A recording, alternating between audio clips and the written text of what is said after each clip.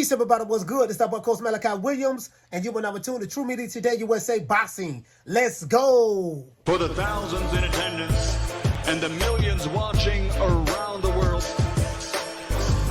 ladies and gentlemen,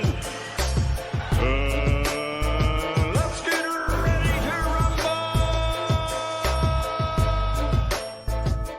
I want everybody to check this out. Man, I'm getting ready to start my work day. I've been up early this morning. I did see a video that Jermall Charlo dropped yesterday, I think, where he was, I think it was yesterday. I saw it on Twitter. Someone tagged me in it. Basically, Jermall Charlo seemed like he was kind of inebriated. Seemed like he wasn't all the way there, wasn't coherent. He was slurring in his words. And he was just basically explaining that he was the reason why that he gave the fight, the Canelo fight, to his brother, Jermell Charlo. I didn't really want to go on live, but I gave the fight to my fucking brother, okay? Y'all mad at me because I gave the fight to my brother. Let my brother fight. My brother gotta go up two weight. He gotta go up 2 weight classes.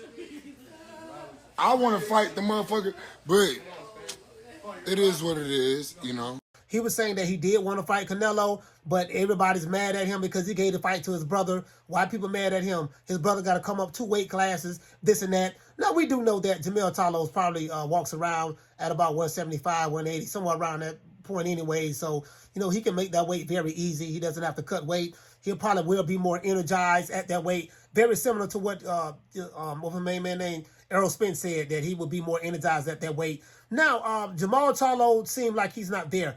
I remember when he was going through the issues that he was going through with his wife.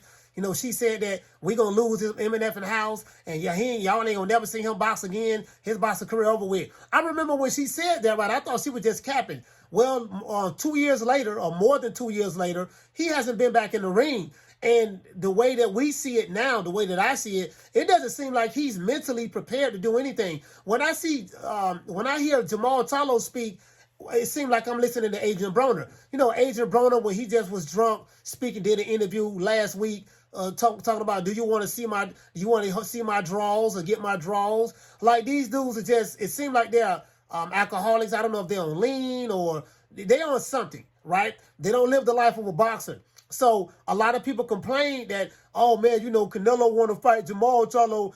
Everybody know he's not all the way there. Well, listen, that's not Canelo's fault. That's no fighter's fault. That's not no fighter's fault. If the fighter, the human being, is going through personal issues and he doesn't have himself together, all of us go through personal issues in life. And then he's a multi-millionaire, have plenty of money. I don't feel sorry for millionaires.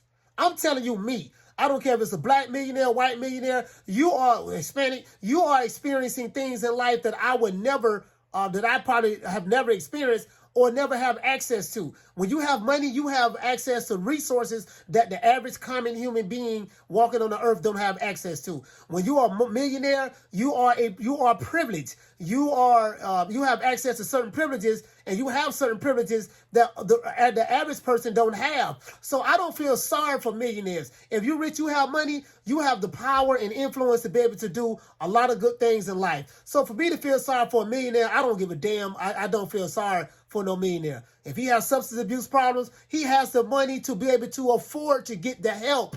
There are other people who are poor, that have substance abuse problems. They don't have the money to be able to get the top-notch help that Jermall Charlo would get. So I want to put that aside. I don't feel sorry for the nigga. Now, on another end, he needs help.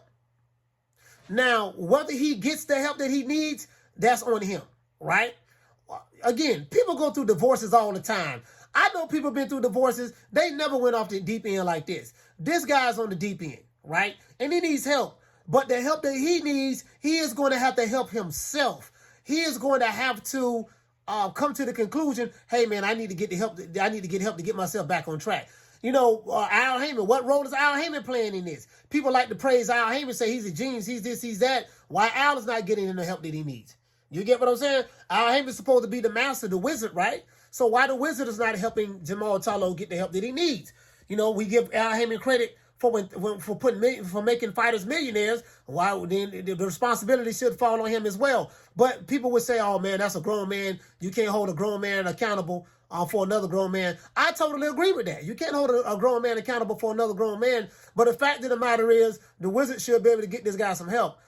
Whatever's going on with Jermall Charlo, it is what it is. Once again, cry me a river. I know people who are going through a lot of stuff that are poor and broke, so I don't feel sorry for the nigga at all. But my thing is, he should not be allowed to hold the belt for over 2 years if he's not going to fight anybody. Mauricio Suleiman put out a post the other day saying that, I explained this situation before about Jermall Charlo. He has our full support. We're going to support him, and this and that. He will not be stripped of the title. So he can hold the belt for over 2 years. Jermall Charlo clearly is not going to fight anyone anytime soon. He's not in shape. He's mentally incapable of getting in the ring and fighting. And emotionally, he's going through a whole lot. And clearly, he's suffering from substance abuse, right? So this guy's on something. He needs to go to a drug rehab clinic or whatever and detox. He needs that type of help. But why he needs that help, it's not fair for other fighters who busting their ass, going through divorces, going through the hardships and pains, can't even get paid the type of money that Jermall Charlo is getting paid with the PBC. I'm talking about other PBC fighters, Carlos Adames, other PBC fighters outside of him. They broke. They ain't got no money. They're not getting that Al Heyman paycheck like Jermall Charlo. Everybody ain't getting paid the type of money that Jermall Charlo was getting paid. Let's be real. Everybody who signed to the PBC, a lot of those guys, they ain't multimillionaires. It ain't but a couple that's making the kind of money like that. You're going to say the Tank Davises, the Jermall Charlos, Jermell Charlos, the Errol Spences, and Deontay Wilders. Those 5 or maybe 6 fighters, maybe one more fighter, that's it. They got a roster of 300 fighters. So when people talking about the PBC paying these fighters, everybody paid at the PBC, that's a goddamn lie. Because when I ask you the fighters who making all this money, you're going to name the same 5 or 6 fighters. And when you separate those 5 or 6 fighters from the other 300 fighters, the other 294 fighters minus the 6, guess what? You stuck like Chuck. So Jermall Charlo broke down how his brother got the fight. I do agree with him, though. We can't be mad that Jermell Charlo is fighting Canelo Alvarez. Jermell Charlo gets sauced up as well. We've seen him in videos where he was sauced up as well. That's what those guys do over there at the PBC. Not all of them, but some of them guys, they get sauced up. Adrian Broner, the Tanks, the whatever. I mean, it is what it is. But when it's time to fight, those fighters do step up. For whatever Jermall Charlo is going through, he's not able to bounce back from it. So if he's not able to bounce back from it, I say, hey, listen, man, let that brother find peace. Let him go get the help that he needs. But right now, boxing is going to continue to go on. It doesn't stop from one individual fighter. You get what I'm saying? No one should be mad at Jermell Charlo because he's getting the bag with Canelo. The Mexican is over there at PBC, and guess what? The Mexican, PBC hit the Mexican sweepstakes. When I say the Mexican, I'm talking about Canelo Alvarez, Saul Canelo Alvarez. So now, Jermell Charlo has a good chance in winning this fight. It's a potentially he can beat Canelo, but it's a potentially he can get knocked out as well because he's not used to fighting at 168 pounds. So if you're not used or accustomed to fighting at a certain weight versus the guy who was used and accustomed to it, it's going to be a harder task, especially if you're coming up 2 weight divisions.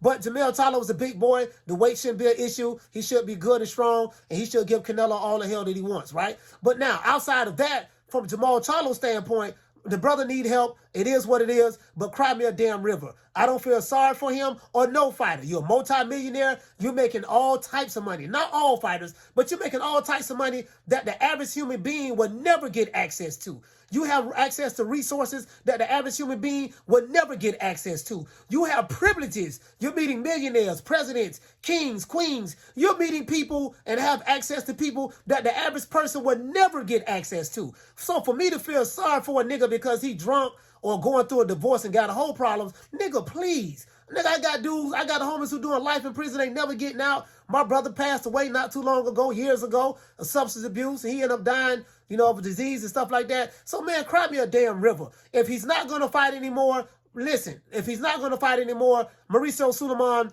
you need to do the right thing. Let Carlos Adames or let some of those other fighters in the middleweight division fight for the title. I've been watching boxing for a long time, over 40 years. I've never seen a guy that was allowed to hold on to a belt because he's going through a divorce, going through whole problems. He has substance abuse problems. Hold on to a belt for over 2 years without defending the title, without fighting, and just hold on to it. Bro, like, for the life of me, I don't understand that. But that's another story for another day. You guys leave your comments below. Hate, like, share, and subscribe. Don't make me know, never mind. But that's my take on it.